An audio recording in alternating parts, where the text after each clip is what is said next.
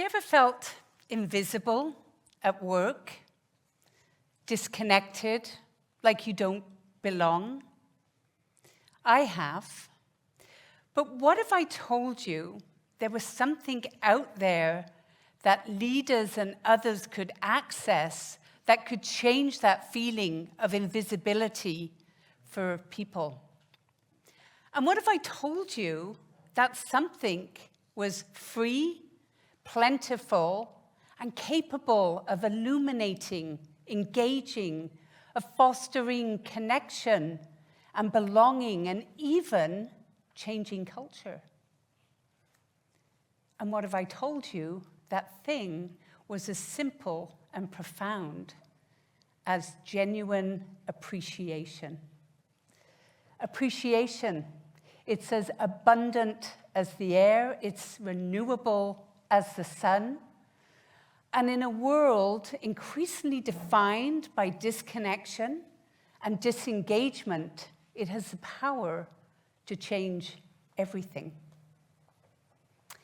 In a conversation on appreciation with a client, Lisa shared with me a handwritten note she had received from the top boss. And she gave me permission to share that note with you all tonight. And in the note, it said, "Lisa, you have played such an important role in the life and work of this college. I appreciate you so much, and I'm grateful for the support and assistance you gave me. Honestly, I don't think I could do this work without you. You were smart, you're perceptive, and you're wise beyond your years, and we're fortunate to have you as part of the team." Lisa's had this note for 10 years. And in that moment, she felt seen, heard, and valued.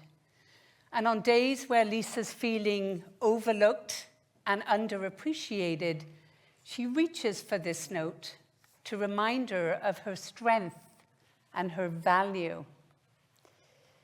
You see, appreciation is not about what you do, it's about who you are. It sees your inherent value, your unique qualities and strengths, your singular character and spirit. It acknowledges your essence, an essence that's ever present. It speaks to the contributions and the impact that you make. It says, "I see you, I get you, you matter." So I want you to think of a time where you felt truly appreciated, deeply seen, heard, and understood, and to reflect on what that felt like.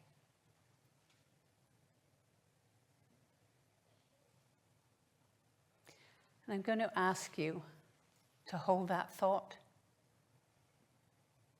Now, there is countless studies and evidence that show the benefits of appreciation.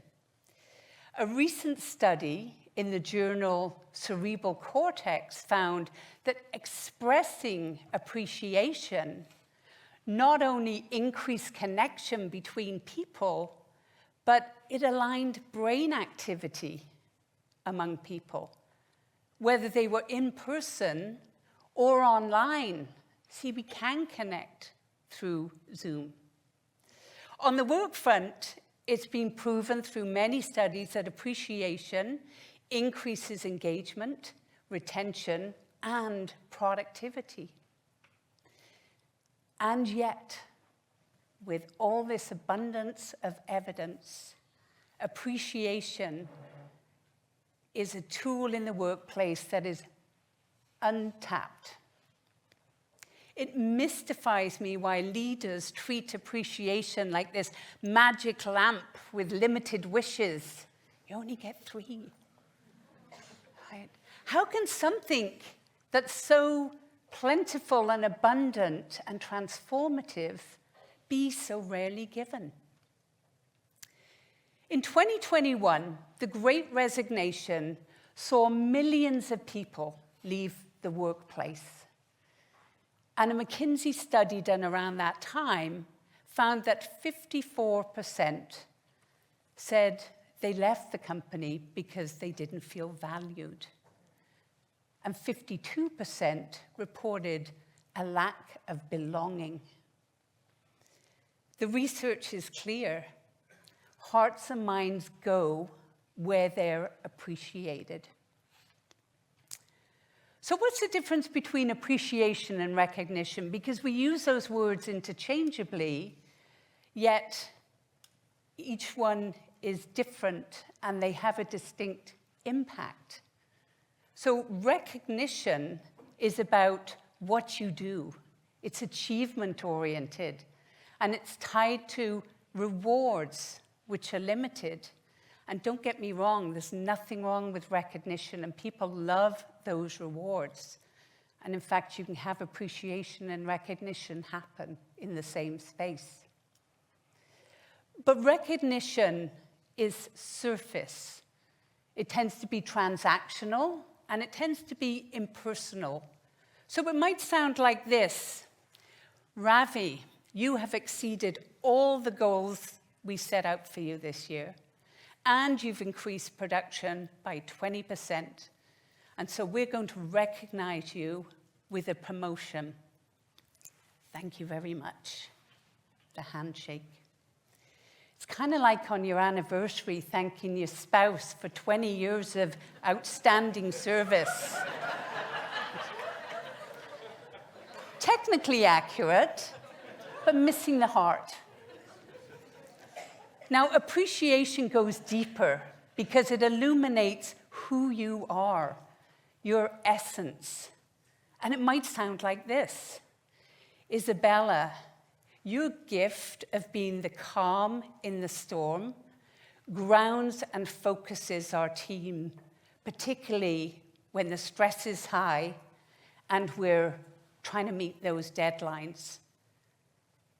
Your steady presence is such a valuable contribution to this team. Thank you for bringing that to us. Appreciation is heartfelt, it's personal, and it's limitless. It's being seen, which is more than being noticed. And when we're seen, heard, and understood, that builds confidence, that fosters connection and belonging, and that transforms relationships. So, how do you give appreciation? Well, it's as simple as turning on the taps. So I'm going to give you a mnemonic here. It is timely. You give appreciation as close to the moment as possible, because when it's fresh, it matters. It's authentic. If you want to build trust and have the appreciation land, it has to be real and genuine. We can smell inauthenticity from a mile off. It's personal. It's about the person and the value and impact of their contributions. And it's specific. It highlights a strength or a behavior that's making the difference. And this gives people feedback. And when we highlight the specific strengths and behaviors, people are likely to bring more of that into the world. So think TAPS: timely, authentic, personal, and specific. But let's get back to that question of why, when it's so abundant and there's so much evidence, do we hold back on giving appreciation? So there's many reasons, but there's one I want to touch on this evening. And I want to ask a question. It's a bit of a vulnerable question.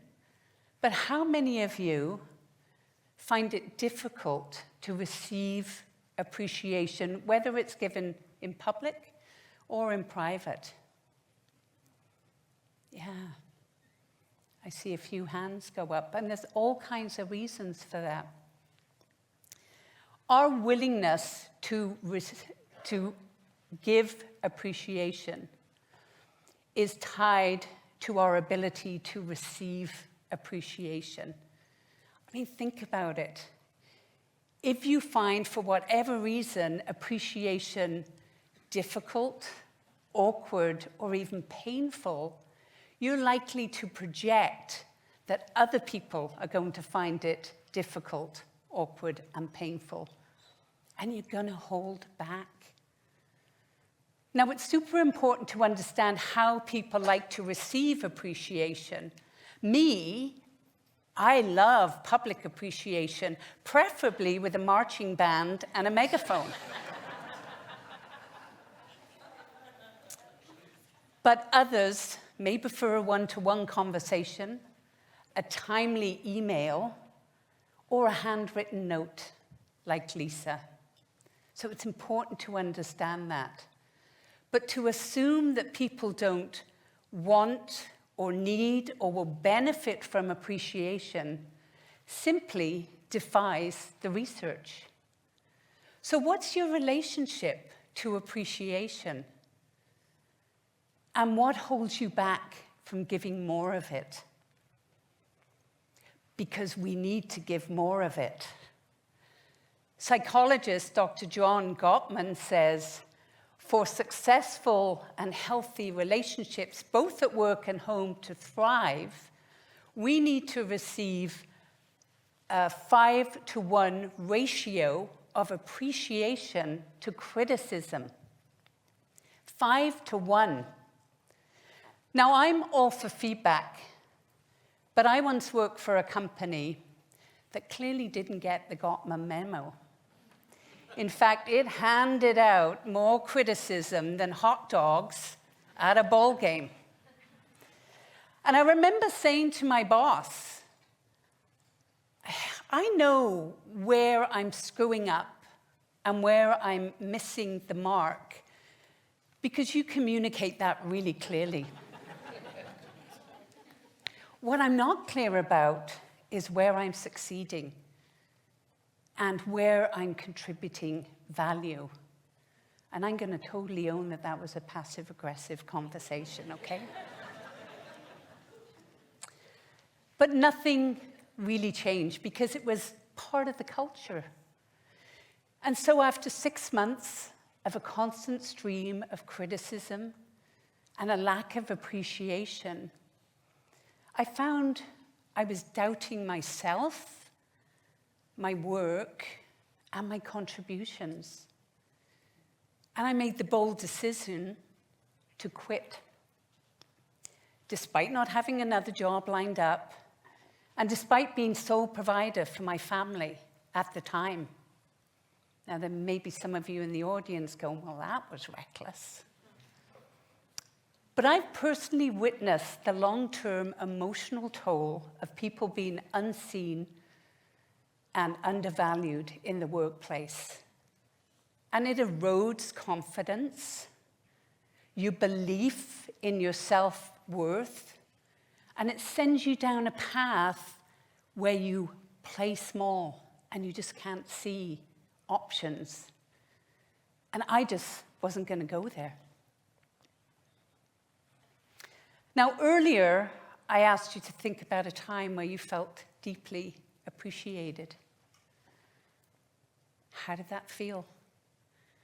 What was the impact of that for you?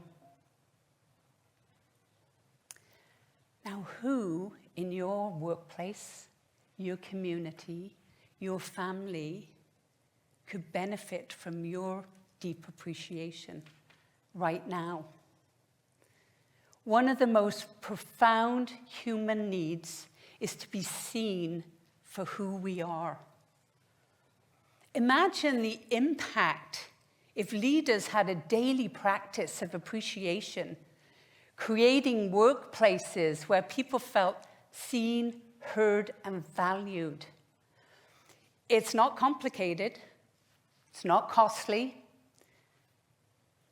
It's not scarce. It is boundless and it's before us. So starting today, we all have this tremendous opportunity to fuel a more connected and engaged world through the simple act of genuine appreciation. Thank you.